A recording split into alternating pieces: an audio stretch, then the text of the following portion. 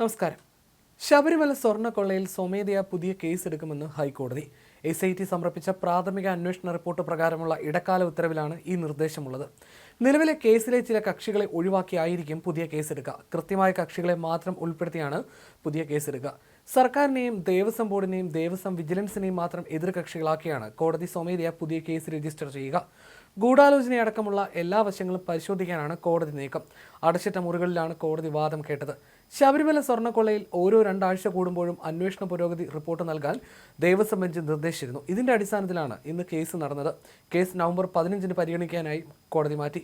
ജസ്റ്റിസുമാരായ രാജവിജയരാഘവൻ, KV ജയകുമാർ എന്നിവരടങ്ങിയ division ബെഞ്ചാണ് കേസ് പരിഗണിച്ചത്. കോടതി നടപടികൾ അടച്ചിട്ട മുറിയിലാണ് നടക്കുകയെന്നത് കഴിഞ്ഞ ദിവസമാണ് കോടതി രജിസ്ട്രി അറിയിച്ചത്. അതുകൊണ്ട് തന്നെ വാദം നടക്കുന്നിടത്തേക്ക് പൊതുജനങ്ങൾക്കും മാധ്യമങ്ങൾക്കും പ്രവേശനം ഉണ്ടാകുകയില്ല.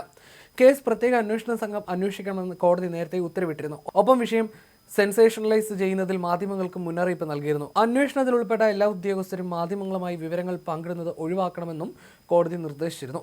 ശബരിമല സന്നിധാനത്ത് നടന്നത് സ്വർണ്ണ കവർച്ച തന്നെയാണെന്നാണ് SITയുടെ കണ്ടെത്തൽ. ഉണ്ണികൃഷ്ണൻ പോറ്റിയും കൂട്ടുപ്രതികളും ഗൂഢാലോചന നടത്തിയാണ് സ്വർണം കവർന്നതെന്നും ഹൈക്കോടതി നൽകിയ അന്വേഷണ പുരോഗതി റിപ്പോർട്ടിൽ SIT അറിയിച്ചു. കേസിൽ 1-ാം പ്രതിയാണ് ഉണ്ണികൃഷ്ണൻ പോറ്റി. 1998 ദ്വാരപാലക ശില്പങ്ങളടക്കം വിജയമല്യ സ്വർണം പൊതിഞ്ഞാണ് നൽകിയതെന്നും ഇതിന് പകരം സ്വർണം പൂശി നൽകിയാൽ പിടിക്കപ്പെടില്ലെന്നുമുള്ള കണക്കൂട്ടലിലാണ് പ്രതികൾ കവർച്ച ആസൂത്രണം ചെയ്തത്. ഉണ്ണികൃഷ്ണൻ പോറ്റിയെ അറസ്റ്റ് ചെയ്തെന്നും കൂടുതൽ അറസ്റ്റ് ഉണ്ടാകുമെന്നും അന്വേഷണ സംഘം കോടതിയെ അറിയിച്ചു.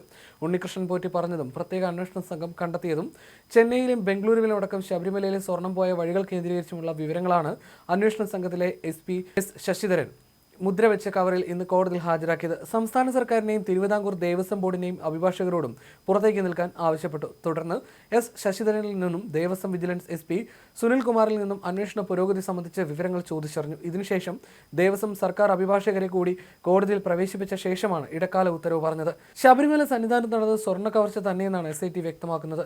1-ാം പ്രതിയായ ഉണ്ണികൃഷ്ണൻ പോറ്റിയും കൂട്ടുപ്രതികളും ഗൂഢാലോചന നടത്തിയാണ് സ്വർണം കവർന്നത്. ഹൈക്കോടതിയിൽ നൽകിയ അന്വേഷണ റിപ്പോർട്ടിലാണ് SIT ഇക്കാര്യം അറിയിച്ചത്. അതേസമയം ശബരിമല സ്വർണ്ണക്കൊള്ളയിൽ ഉണ്ണികൃഷ്ണൻ പോറ്റിയുടെ സുഹൃത്ത് അനന്തസുബ്രഹ്മണ്യത്തെ പ്രത്യേക അന്വേഷണ സംഘം കഴിഞ്ഞ ദിവസം ചോദ്യം ചെയ്തിരുന്നു. 2019 സ്വർണം പൂശുന്നതിനായി ദ്വാരപാലക ശില്പങ്ങളുടെ പാളികൾ സന്നിധാനത്ത് നിന്ന് ഏറ്റുവാങ്ങി ബംഗളൂരുവിലേക്ക് കൊണ്ടുപോയത് അനന്തസുബ്രഹ്മണ്യമാണ്. ഇവിടെ നിന്ന് ചെന്നൈയിലെ സ്മാർട്ട് ക്രിയേഷൻസിൽ എത്തിക്കുന്നതിനിടെ സ്വർണം കവർന്നു എന്നാണ് SIT നിഗമനം.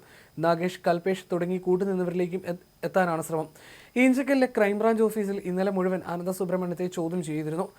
അതേസമയം കേസ് പോറ്റിയിൽ ചുറ്റിത്തിരിയാനുള്ള സാധ്യതകൾ വർദ്ധിക്കുന്നുണ്ടെന്നും ആരോപണങ്ങളുണ്ട്. പോറ്റിയുമായി ബന്ധപ്പെട്ട ആൾക്കാരെ പ്രത്യേക അന്വേഷണ സംഘം ചോദ്യം ചെയ്തിരുന്നു. 2019 സന്നിധാനത്ത് നിന്ന് ദ്വാരപാലക കവചങ്ങൾ ഉണ്ണികൃഷ്ണൻ പോറ്റിക്ക് വേണ്ടി ഏറ്റുവാങ്ങിയ സുഹൃത്ത് അനന്തസുബ്രഹ്മണ്യത്തെ പ്രത്യേക അന്വേഷണ സംഘം ഇന്നലെ ഏറെ നേരമായിരുന്നു ചോദ്യം ചെയ്തിരുന്നത്. ഉണ്ണികൃഷ്ണൻ പോറ്റിയുടെ എല്ലാ ഇടപാടുകളും അടുത്തറിയാവുന്ന വ്യക്തിയാണ് അനന്തസുബ്രഹ്മണ്യം എന്നതാണ് ദേവസ്വം വിജിലൻസിന്റെയും SITയുടെയും വിലയിരുത്തൽ.